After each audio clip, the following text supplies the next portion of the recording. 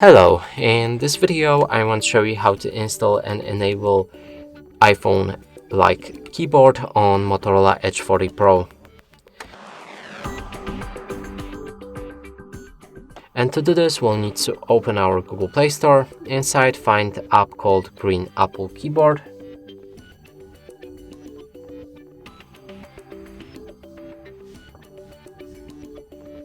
Install it.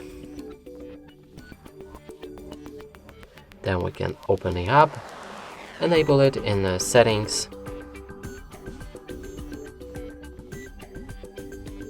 switch input methods to English Green Apple,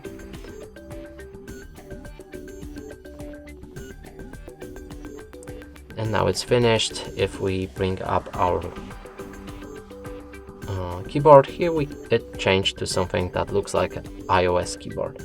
And that's it for this video. Hope you like it. Please consider subscribing to our channel, leave a like and a comment below.